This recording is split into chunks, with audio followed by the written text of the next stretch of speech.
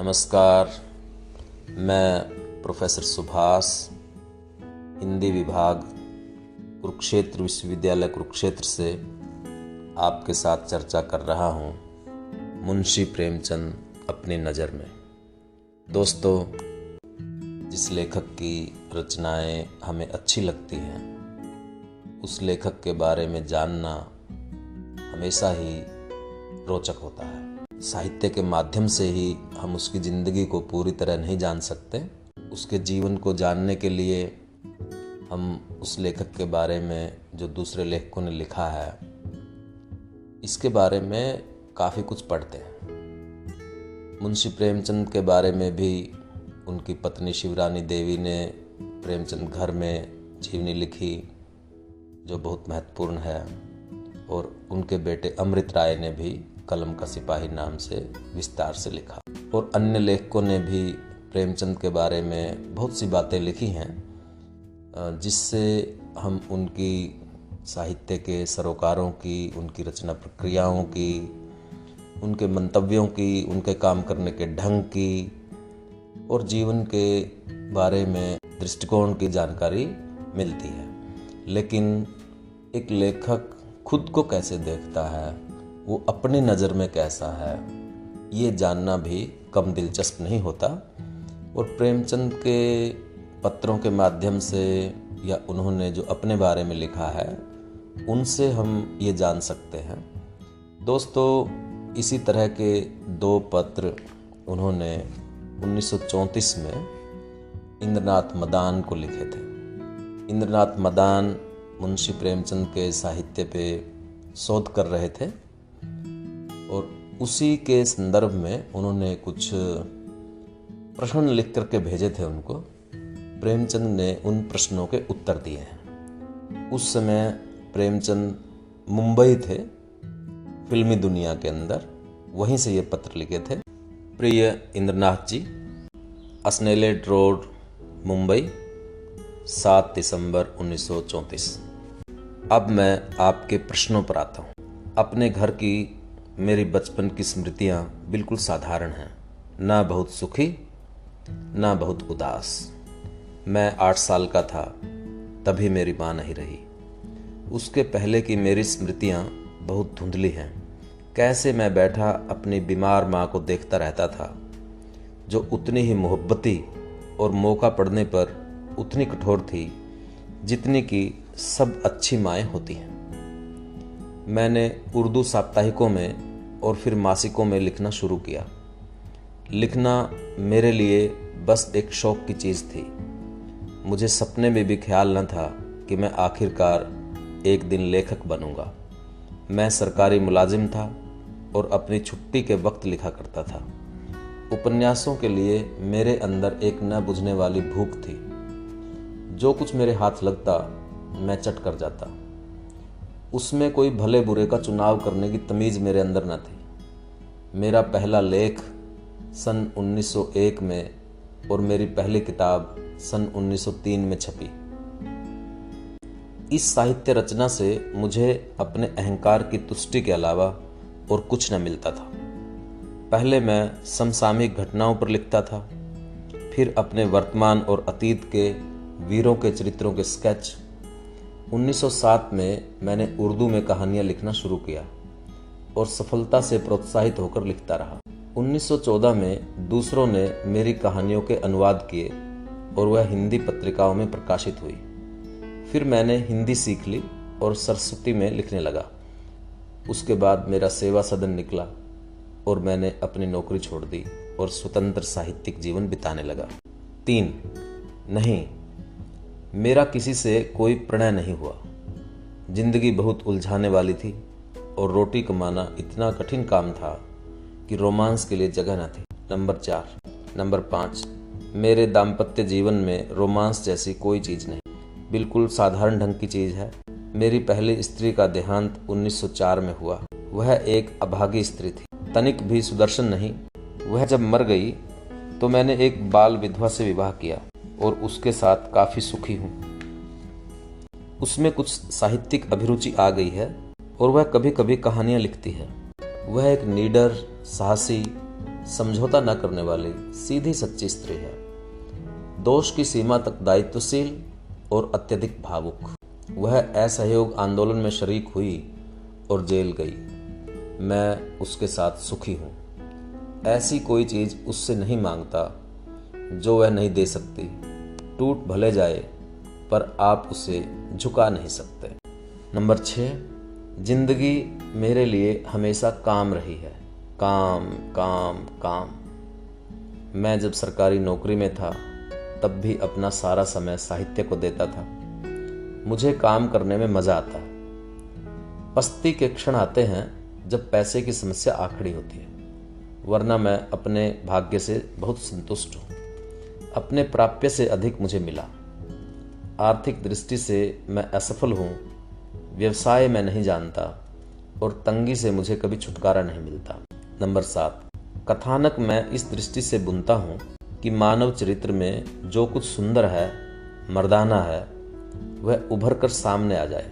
कभी इसकी प्रेरणा किसी व्यक्ति से मिलती है या किसी घटना से या किसी स्वप्न से, लेकिन मेरे लिए जरूरी है कि मेरी कहानी का कोई मनोवैज्ञानिक आधार हो। मैं मित्रों के सुझावों का सदैव सहर्ष स्वागत करता हूँ। यह एक उलझी हुई प्रक्रिया है। नंबर 8, मेरे अधिकांश चरित्र वास्तविक जीवन से लिए गए हैं। उन्हें काफ़ी अच्छी तरह पर्दे में ढक दिया जाता है। जब तक किसी चरित्र का कुछ आधार वास्तविकता में ना हो तब तक वह छाया सा अनिश्चित सा रहता है और उसमें विश्वास पैदा करने की ताकत नहीं आती। नंबर 9, मैं रोमा रोला की तरह नियमित रूप से काम करने में विश्वास करता हूँ। नंबर 10, हाँ, मेरा गोदान जल्दी ही प्रेस में जा रहा है। वह लगभग 600 पृष्ठ का होगा। आपका प्रेमचंद। दोस्तों, उनका दूसरा पत्र है जो 26 दिसंबर 1934 को लिखा गया। इस पत्र के लगभग 21 दिन बाद। प्रिय श्री इंद्रनाथ जी, 168 सरस्वती सदन, दादर, मुंबई 14, 26 दिसंबर 1934। आपका 16 तारीख का खत पाकर खुशी हुई। आपके सवालों के जवाब उसी क्रम में नीचे देने की कोशिश करता हूँ। नंबर 1, मेरी राय में रंगभूमि मेरी कृतियों में सबसे अच्छी है। नंबर 2, मेरे हर उपन्यास में एक आदर्श चरित्र है जिसमें मानव दुर्बलताएं भी हैं और गुण भी मूलतः आदर्श। प्रेमाश्रम में ज्ञान शंकर है, रंगभूमि में सूरदास है, उसी तरह कायाकल्प में चक्रधर है, कर्म भूमि में अमरकांत है। नंबर 3, मेरी कहानियों की कुल संख्या लगभग 250 है। अप्रकाशित कहानियाँ मेरे पास एक भी नहीं है। नंबर 4, हाँ, मेरे ऊपर टोल्स्टॉय, विक्टर ह्यूगो और रोमे रोला का असर पड़ा है। जहाँ तक कहानियों की बात है, शुरू में उनकी प्रेरणा मुझे डॉक्टर रविंद्रनाथ से मिली थी। नंबर 5, मैंने कभी संजीदगी से नाटक लिखने की कोशिश नहीं की। मैंने 1-2 कथानकों की कल्पना की जो कि मेरे विचार में नाटक के लिए अधिक उपयोगी हो सकते थे। नाटक का महत्व समाप्त हो जाता है अगर उसे खेला न जाए। हिंदुस्तान के पास रंगमंच नहीं है, विशेषतः हिंदी और उर्दू के पास। रंगमंच के नाम का मुर्दा पारसी स्टेज है जिसके नाम से मुझे होल होता है। इसके अलावा मैं कभी नाटक की टेक्निक और रंगमंच की कला के संपर्क में नहीं आया, इसलिए मेरे नाटक सिर्फ पढ़े जाने के लिए थे। क्यों न मैं अपने उपन्यासों से ही चिपका रहूं, जिनमें मुझे नाटक से कहीं ज़्यादा गुंजाइश अपने चरित्रों के उद्घाटन के लिए मिलती है। इसीलिए मैंने अपने विचारों के वाहन के रूप में उपन्यास को पसंद किया है। अब भी मुझे उम्मीद है कि 1-2 नाटक लिखूंगा। जहाँ तक आर्थिक सहायता की बात है, हिंदी या उर्दू में यह जिन्स ढूंढे नहीं मिलती। आप बदनाम हो सकते हैं पर आर्थिक रूप से स्वतंत्र किसी प्रकार से नहीं। हमारी जनता में किताबें खरीदने की कमजोरी नहीं है और मैं वापस अपने साहित्य को लौटा जा रहा हूँ। सच तो यह है, मैंने लिखना बंद नहीं किया, उसको मैं अपने जीवन का लक्ष्य समझता हूँ। सिनेमा मेरे लिए वैसी ही चीज़ है जैसे कि वकालत होती। अंतर इतना ही है कि यह अधिक स्वस्थ है। नंबर 7, मैं कभी जेल नहीं गया। मैं कर्म क्षेत्र का आदमी नहीं हूँ। मेरी रचनाओं ने कई बार सत्ता का आक्रोश जगाया है, लेकिन अब मैं देखता हूँ कि मैं धोखे में था। मेरी 1-2 किताबें जब्त हुई थी। नंबर 8, मैं सामाजिक विकास में विश्वास रखता हूँ। हमारा उद्देश्य जनमत को शिक्षित करना है। क्रांति ज़्यादा समझदार उपायों की असफलता का नाम है। मेरा आदर्श समाज वह है जिसमें सबको समान अवसर मिले। विकास को छोड़कर और किस जरिए से हम इस मंजिल पर पहुंच सकते हैं? लोगों का चरित्र ही निर्णायक तत्व है। कोई समाज व्यवस्था नहीं पनप सकती जब तक कि हम व्यक्तिशः उन्नत ना हों। कहना संदेहास्पद है कि क्रांति से हम कहाँ पहुँचेंगे। यह हो सकता है कि हम उनके जरिए और भी बुरी डिक्टेटरशिप पर पहुँचे जिसमें रंच मात्र व्यक्ति स्वाधीनता ना हो। मैं रंग ढंग सब बदल देना चाहता हूँ पर ध्वंस नहीं करना चाहता। अगर मुझमें पूर्व ज्ञान की शक्ति होती और मैं समझता कि ध्वंस के जरिए हम स्वर्गलोक में पहुँच जाएंगे तो मैं ध्वंस करने में आगा पीछा नहीं करता। नंबर 9, सर्वहारा वर्ग में तलाक एक आम चीज है। तथाकथित ऊंचे वर्गों में ही इस समस्या ने ऐसा गंभीर रूप ले लिया है। अपने अच्छे से अच्छे रूप में विवाह एक प्रकार का समझौता और समर्पण है। अगर कोई दंपत्ति सुखी होना चाहते हैं तो उन्हें एक दूसरे का लिहाज करने के लिए तैयार रहना चाहिए। ऐसे भी लोग हैं जो कि अच्छी से अच्छी परिस्थितियों में भी कभी सुखी नहीं हो सकते। यूरोप और अमेरिका में तलाक अनहोनी चीज नहीं है। बावजूद सारी कोर्टशिप और आज़ादी के साथ एक दूसरे से मिलने जुलने के, पति पत्नी में किसी एक को झुकने के लिए तैयार होना ही पड़ेगा। मैं यह मानने से इनकार करता हूँ कि केवल पुरुष ही दोषी है। ऐसे भी उदाहरण हैं जहाँ स्त्रियाँ झगड़ा पैदा करती हैं, तरह तरह की शिकायतों की कल्पना कर लेती हैं। जब यह निश्चय नहीं है कि तलाक से हमारे वैवाहिक जीवन की बुराइयों का इलाज हो जाएगा तो ऐसी हालत में मैं उस चीज़ को समाज पर लादना नहीं चाहता। यह ठीक है कि ऐसे भी केस हैं जहां तलाक अनिवार्य हो जाता है, मगर मेल न बैठना मेरी समझ में नक चढ़ेपन के अलावा और कुछ नहीं। तलाक जिसमें बेचारी पत्नी के लिए कोई व्यवस्था नहीं है, यह मांग केवल रुग्ण व्यक्तिवाद की ओर से आ सकती है। समता पर आधारित समाज में इस चीज़ के लिए कोई जगह नहीं है। नंबर 10, पहले मैं एक परम सत्ता में विश्वास करता था, विचारों के निष्कर्ष के रूप में नहीं, केवल एक चले आते हुए रूढ़िवाद विश्वास के नाते। वह विश्वास अब खंडित हो रहा है।